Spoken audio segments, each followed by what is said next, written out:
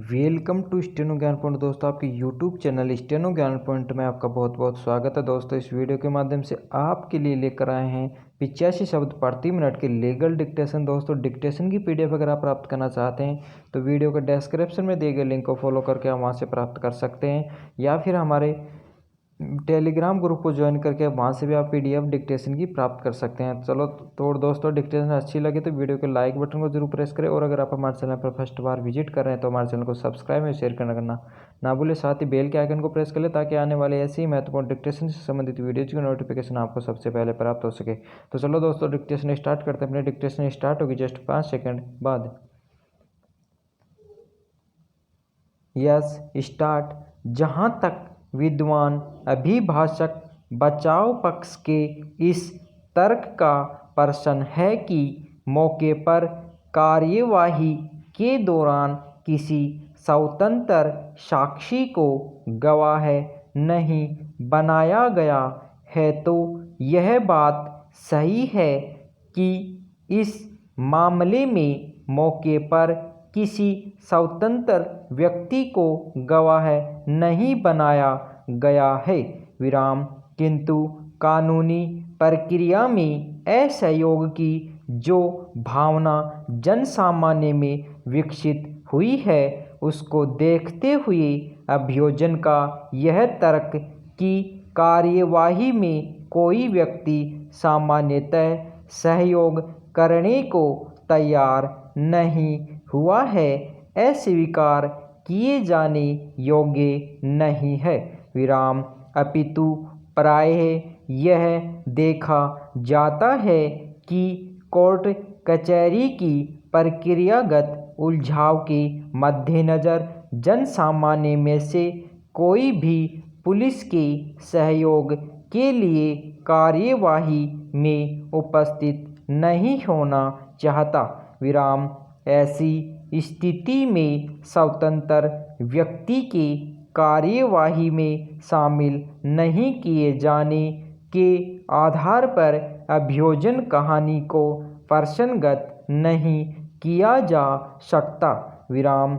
इस संदर्भ में माननीय उच्चतम न्यायालय द्वारा गोविंद राजू बनाम राज्य SC 2012 4 SC 722 में अभिकथित किया गया है कि यदि पुलिस के गवाह की साक्ष्य सुदृढ़ व विश्वसनीय हो तो केवल इस आधार पर ही कि स्वतंत्र गवाह द्वारा पुष्टि नहीं की जा रही है, तो पुलिस के गवाह की साक्ष्य को अविश्वसनीय नहीं माना जा सकता, विराम।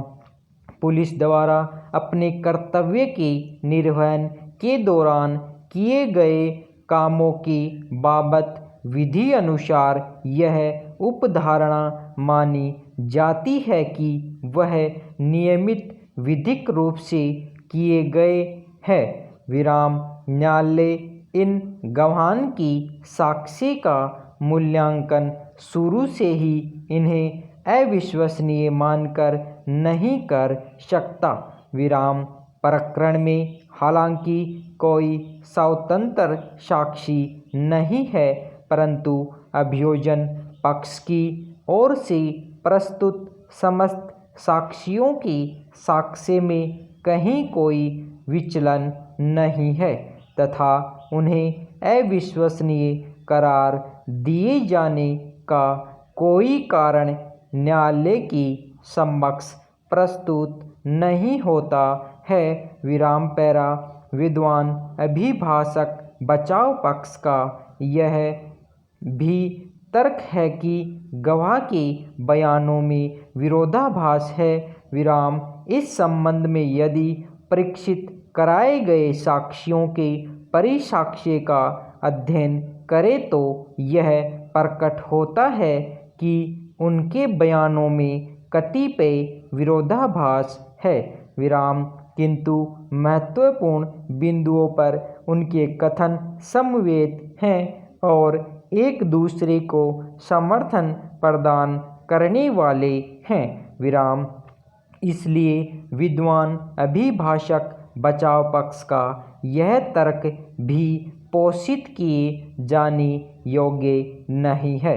विराम पैरा प्रस्तुत प्रकरण में अभियुक्त के विरुद्ध प्रमाणित पाया गया अपराध धारा 19/54 राजस्थान आबकारी अधिनियम का है।